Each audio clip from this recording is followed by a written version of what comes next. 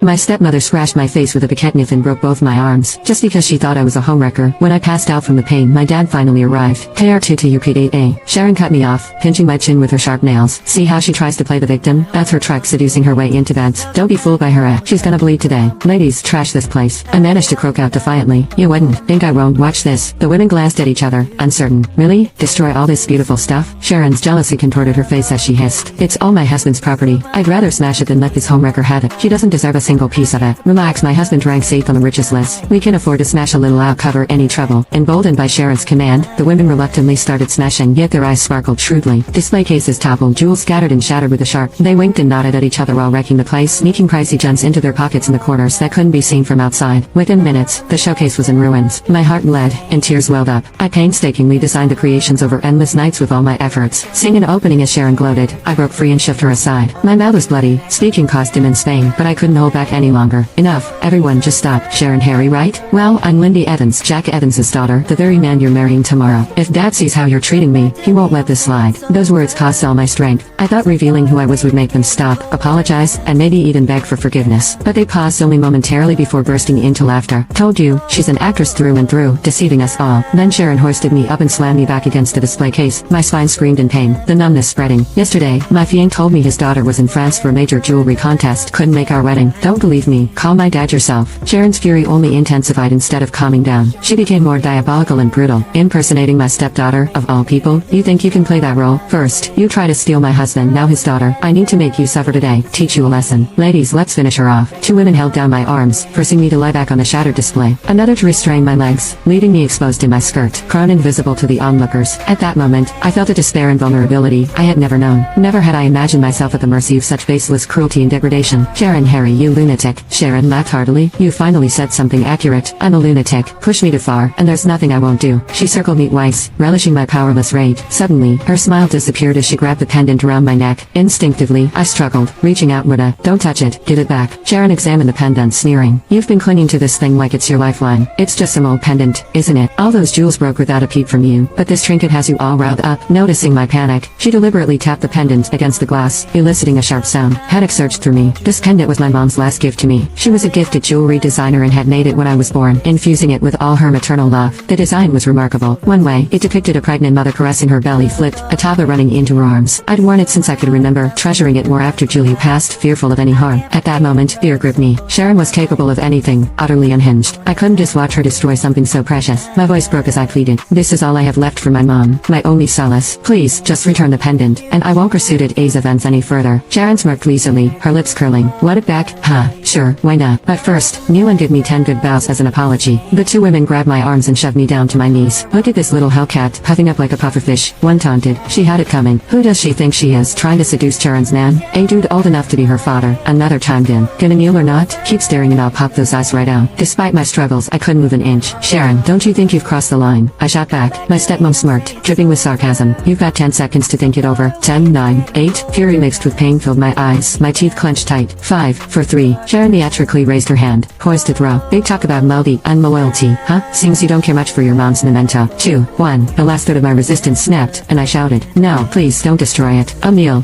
My submission visibly pleased Sharon. She slowly lowered her hand, a smug grin spreading across her face, gritting my teeth against the anger and pain. I hesitated not a moment before slamming my forehead to the ground. Each impact felt like another stomp on my dignity. For the first time, I felt the helplessness of being powerless despite living in a peaceful era. The old blood stains on my forehead soaked anew with fresh blood. Lifting my head after the 10th bow, my vision blurred with tears and blood. In utter humiliation, I reached out begging, can I have the pendant back now, please? Sharon held the pendant just out of reach above my hand. As I tried to grasp it, she snatched it away, laughing cruelly. Wow, are all mistresses this fake? She scoffed. It's because you care so much about this little trinket. I really need to destroy it. She lifted her arm again with a twisted smile, and smashed it down. I watched helplessly as the pendant shattered right before my eyes. My heart, it broke right along with it, shaking uncontrollably, and my fingers scraped against the tile floor, screeching loudly. Overwhelmed by a wave of hatred, I lost all sense of reason. I lunged at Sharon like a wild animal. I grabbed her hair, and bit into her skin, getting all the pent-up rage burning inside me. When I noticed the neat row of scars on the back of her neck, pain pierced through me like a knife. Tears mixed with blood, and fragmented memories flashed through my mind. Sharon Harry, I'll kill you. I screamed, lashing out at anyone who tried to hold me back. My arm, one cried. My back, let go, you sicko. My hair, you demon, give me back my hair. Yet another yelled. My mouth tasted of blood, not even sure whose flesh was between my teeth. My face, smeared with blood, was like something out of a horror show. The spectators, horrified, scattered in all directions. actions. The security finally arrived, slow to react. Sharon pointed at them, barking furiously. I'm Jack Evans' wife. Who dares mess with me? This whole mall is my territory. Am I not allowed to discipline a shameless homewrecker in my own house? Any problem with that? The security guards looked at each other, uncertain how to respond. Empowered by their hesitation, Sharon's gang felt even more justified in their brutality. They pinned me down harder, their grip iron tight. Sharon, nursing her bitten arm, kicked me brutally. Since you're so fierce, let's see how you like being stripped and paraded. I lost all control, fighting as my life depended on it. Even in death, I dragged them down with me. They couldn't believe how tough I was to handle. As I nearly wriggled free, they panicked. We can't hold her. Is she insane? Then break her arm, Sharon ordered, twisting it viciously. Clack. She snapped my left arm just like that. A howl of agony escaped me as I collapsed again. That'll calm you down, you wild thing, she hissed. Strip her. Now, she commanded. I gave up, struggling, numbly staring at the ceiling. In my heart, I swore that if they didn't finish me today, I'd haunt them for the rest of their lives. Not one would be spared. Just when I thought they were about to strip me bare and drag me through the streets, a powerful, angry voice cut through the chaos. Stop. Have you all lost your minds? Hearing my dad's voice, I finally let myself weep. Dad, you finally came. I lay there, straining to look up. Blood streamed from my eyes as I looked up at him in despair. Do you really know the woman you're about to marry? Now you can watch the second part by pressing share and more.